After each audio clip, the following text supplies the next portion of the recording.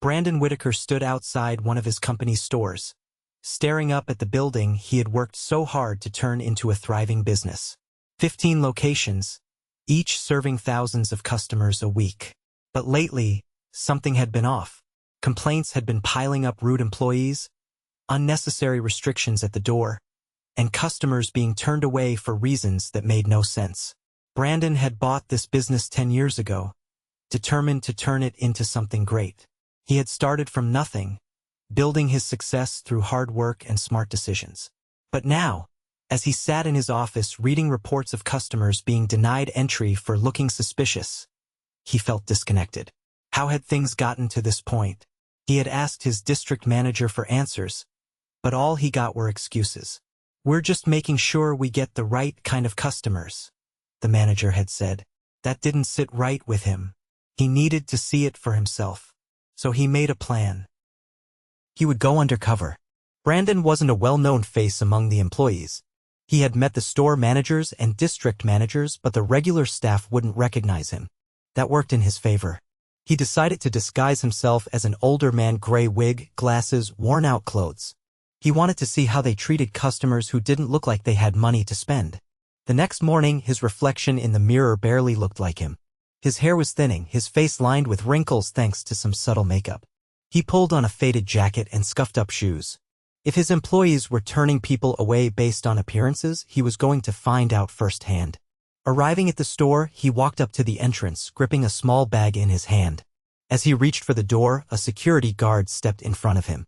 "Hold on, old man," the guard said, raising a hand. "Where do you think you're going?" Brandon blinked behind his glasses. "Inside." "Just looking around." The guard, a tall man with a shaved head and sharp eyes, folded his arms. "We don't allow loitering. If you're not buying something, you can't be here." Brandon kept his voice steady. "I might buy something." The guard scoffed. "Yeah, sure. You got money?" Brandon reached into his pocket and pulled out his wallet, showing a few bills. The guard barely glanced at it. "Not happening. We've had too many people like you coming in, making customers uncomfortable." Brandon felt his stomach tighten. "People like me? You know what I mean," the guard said, his tone impatient. "Now move along before I have to call someone." Brandon stared at him, a slow anger burning in his chest. This was exactly what he had feared. His stores weren't just turning customers away, they were judging them based on nothing but looks. He had built this company to be welcoming, not to have people thrown out before they even stepped inside. He wasn't ready to reveal himself just yet. He needed to see more. Brandon sighed, giving a small nod. "All right, I'll go." He turned away, walking down the sidewalk. But he didn't leave. Instead, he circled around to the side of the building, where he could watch through the window. Inside, the store was busy. Employees moved around, stocking shelves and assisting customers. Some were engaged, helping shoppers find what they needed. Others looked bored, chatting among themselves instead of working. He noticed one young woman in particular, a cashier who handled each customer with patience, even when an older lady fumbled with her purse, taking ages to count her change. Brandon made a mental note of her. If there were good employees in the mix, he wanted to recognize them. A few minutes later, he saw something else that made his jaw tighten. A man in an expensive suit walked up to the entrance. The security guard who had turned Brandon away barely glanced at him before stepping aside. "No questions asked. So that was how it worked? If you looked like money, you were welcome. If you didn't, you were a problem." Brandon clenched his fists. He had seen enough for now.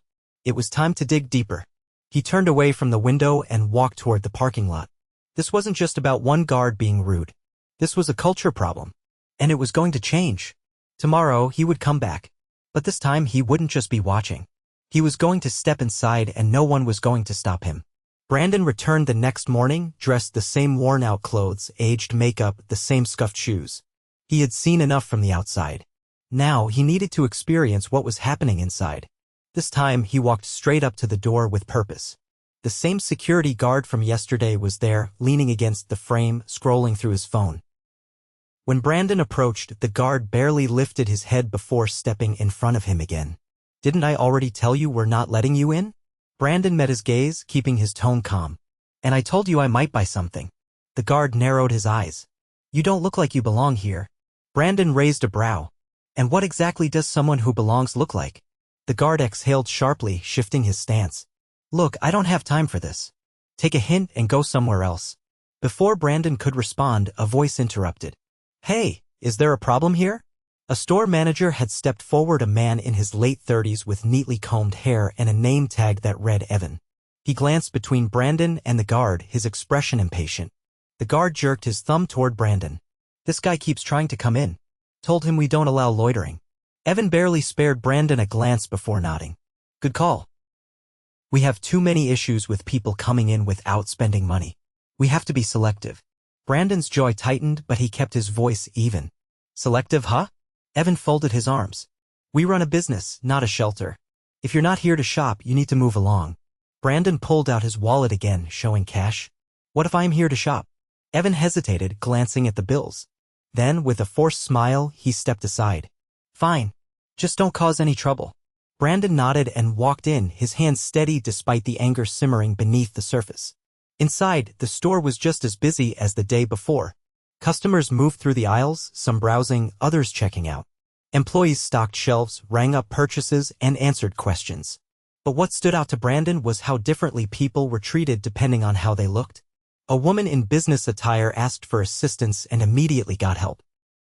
Meanwhile, an older man in worn clothes, not much different from Brandon's disguise, stood by a shelf looking confused. No one approached him. Brandon made his way toward the registers, watching as an employee in her early 20s handled a long line of customers with patience and efficiency. It was the same cashier he had noticed the day before. She smiled at each person even when they were slow or difficult. When it was his turn, she greeted him. Good morning. Did you find everything okay? Brandon placed a small item on the counter. I did. Thanks for asking. She rang him up quickly. That'll be $3.50. Brandon handed her a bill, and as she counted out his change, he glanced at her name tag. Maya, you've got a lot of patience, he said. She laughed lightly. You have to in this job. Some people are in a rush, some need extra help. Either way, they all deserve respect. Brandon studied her. Not everyone seems to think that way. Her smile faltered slightly, but she nodded. Yeah, I've noticed. Before he could say more, a sharp voice cut through the air. Maya, why is this line taking so long? A man in his 40s with a stiff posture and an irritated expression strode over. His name tag read Derek, Shift Supervisor. Maya kept her voice steady. I'm moving as fast as I can. Derek crossed his arms. Well, it's not fast enough. We can't have people waiting like this. Pick up the pace. Maya's jaw tightened, but she nodded. I understand. Brandon watched as Derek walked away without another word. He saw the way Maya exhaled slowly, forcing herself to stay composed. Brandon accepted his change and stepped aside, pretending to browse as he continued observing. Over the next 20 minutes, he saw more of what was wrong. Employees who genuinely cared, like Maya, were being pressured and undervalued. Meanwhile, management was focused on appearances who looked like they belonged, who looked like they were worth their time. Then, something happened that solidified everything Brandon had been thinking. An older woman, possibly in her 70s, walked in. She was dressed simply, wearing an oversized coat that was slightly frayed at the edges. She moved hesitantly, looking around as if unsure where to go. Almost immediately, the security guard from the door walked toward her. Brandon moved to a spot where he could listen. Ma'am, do you need help finding something? The guard asked, his tone polite but firm. The woman smiled nervously. Just looking. The guard's polite mask dropped slightly. If you're not planning to buy anything, I'm going to have to ask you to leave. The woman blinked. Brandon had heard enough. He stepped forward. She didn't even get a chance to look around. The guard turned, recognizing him instantly. You again. Evan appeared beside him. What's going on? Brandon took a slow breath, then reached up. With deliberate movements, he removed his glasses, then the gray wig. The transformation was subtle but unmistakable. Evan's face went pale. The security guard took a half step back. Brandon's voice was steady but firm. I own this place. Silence spread through the front of the store. Employees and customers alike turned to watch. Evan swallowed hard. Sir, Brandon held up a hand. Not another word. I've seen enough. His gaze swept over the store, landing on Maya, who looked just as stunned as everyone else. Then he turned back to Evan and the guard. We need to have a conversation. Right now. Brandon's eyes locked onto Evan and the security guard, his expression unreadable. The silence in the store stretched, thick with tension. Customers had paused their shopping, employees stood frozen behind their registers, and Maya's eyes darted between her manager and the man she now realized was the owner of the company. Evan adjusted his collar, his voice slower than before. Sir, Brandon cut him off. Office. Now. Evan swallowed but nodded, motioning toward the back. The security guard hesitated, glancing around as if looking for an escape, but Brandon's gaze didn't leave him. With a stiff nod, the guard followed as well. Brandon walked behind them, taking in the details of the store as he moved. Shelves were stocked well enough, but there was an undercurrent of unease among the employees. They avoided eye contact, their movements too controlled, like they were used to being watched and judged.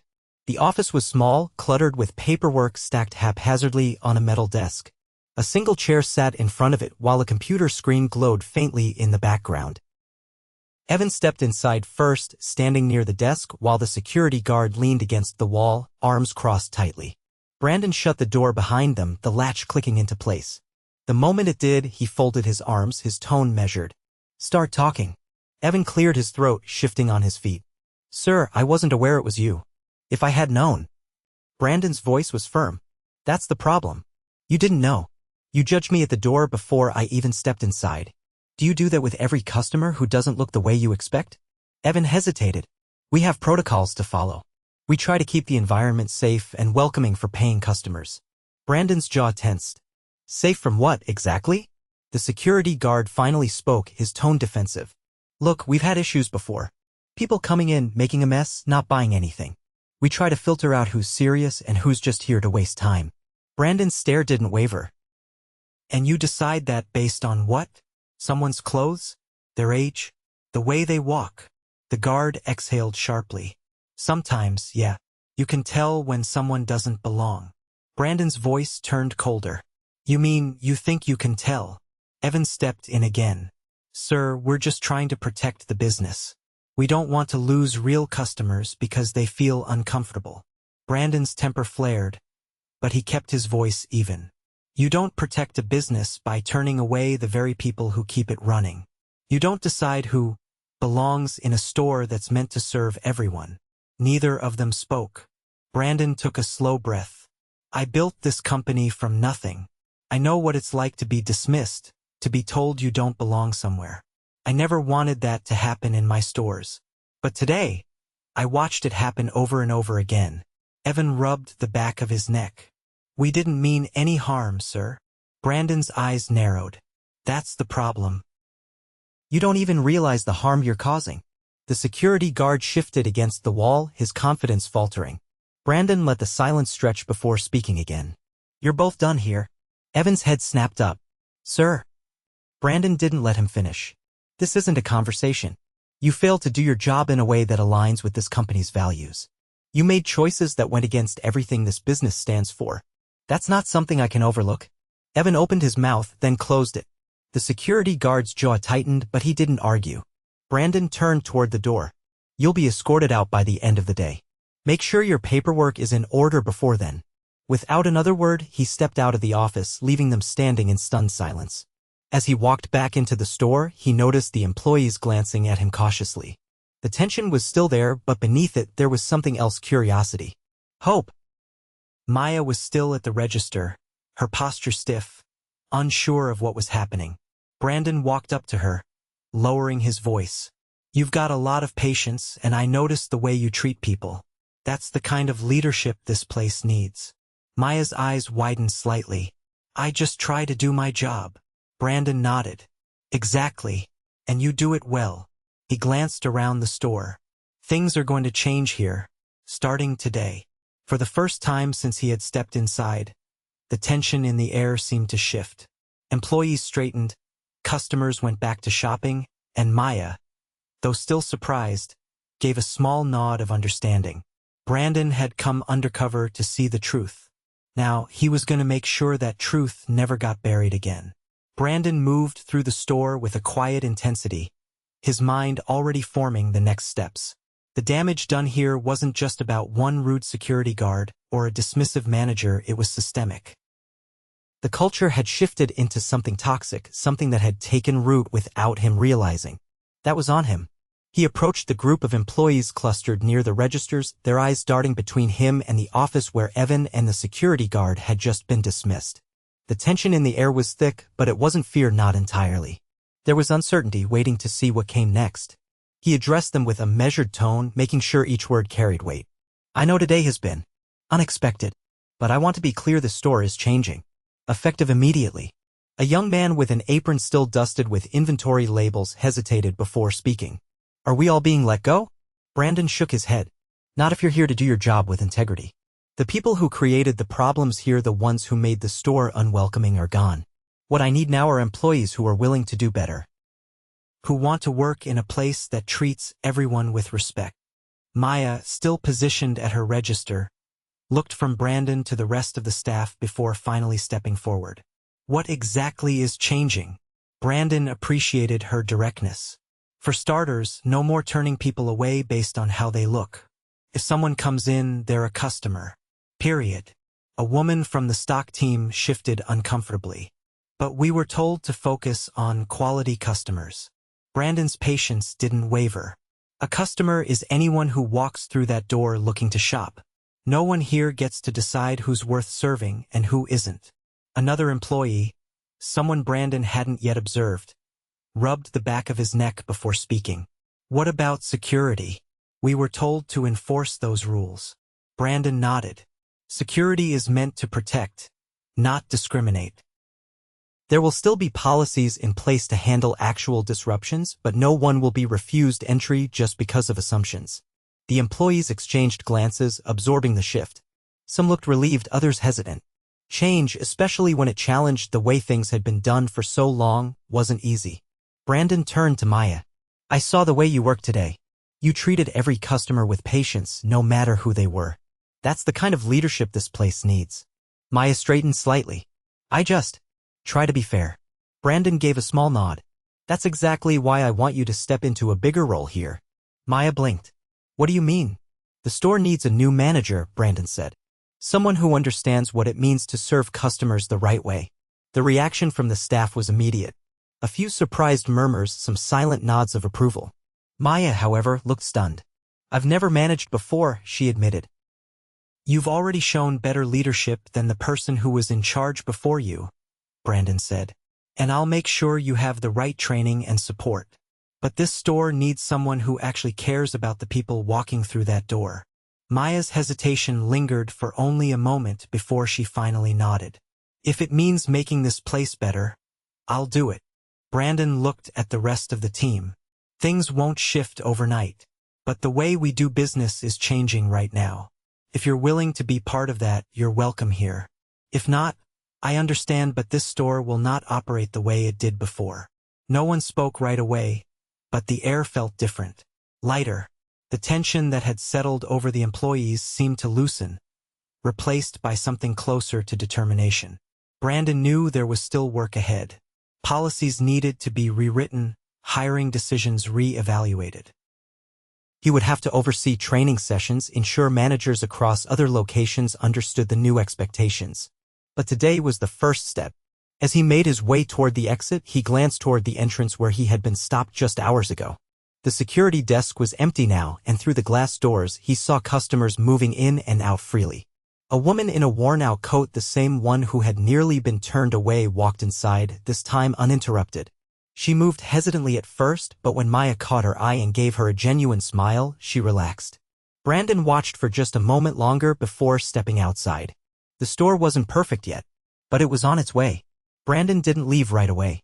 He stepped outside, taking in a slow breath as the cool air settled around him, but his mind was still inside the store. The weight of what had happened over the last 24 hours pressed against him, but there was no room for hesitation. This wasn't just about fixing one location, it was about making sure this kind of culture didn't fester anywhere in his company again. His phone buzzed in his pocket and he pulled it out to see a message from his district manager, Kyle. The man had been overseeing multiple locations, but clearly he hadn't been paying attention to what was happening on the ground level. Brandon had no intention of letting that slide. Instead of replying, he turned on his heel and walked back inside. The energy in the store had shifted. Employees moved with a mix of urgency and awareness, as if they were still adjusting to the fact that the owner of the company had just upended their leadership. Maya was speaking with a few team members near the registers, and she glanced up when she saw him return. Brandon made his way toward the break room, pushing open the door to find a few employees sitting at the small table, their conversations halting the moment they noticed him.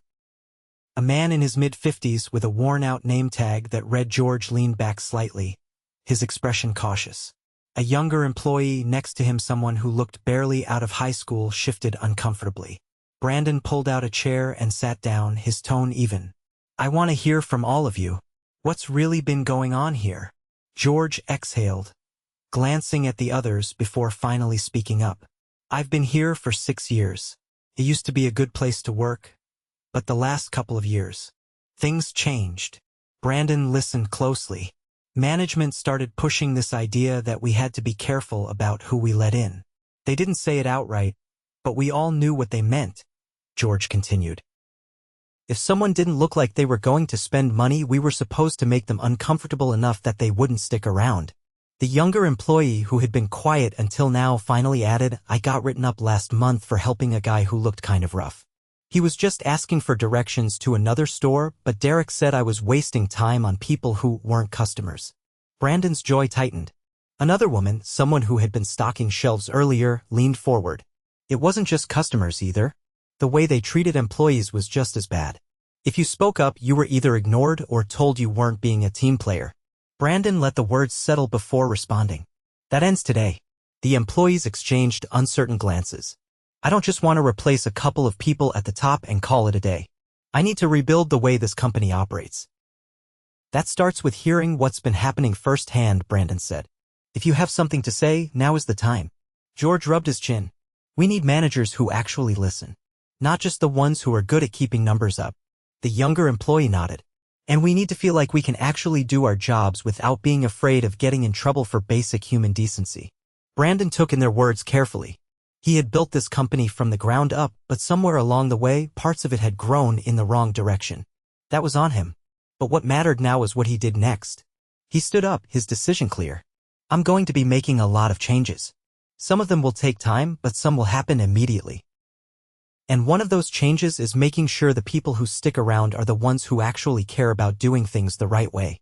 The employees didn't look entirely convinced yet, but there was something in their eyes that told him they were willing to believe in the possibility. Brandon left the break room and headed straight for the front of the store. Maya was still handling the transition with the rest of the staff, but she paused when she saw him approach. "I need you to do something for me," Brandon said. She nodded. "What is it?" "I want a full list of every employee who's been written up in the last year," he said. "I have a feeling we've been punishing the wrong people." Maya didn't hesitate. "I'll get it for you." Brandon glanced around the store, watching as customers moved freely without interference. It was a simple thing, something that should have never been in question. He had come undercover to see the truth. Now, he was going to make sure it never got buried again.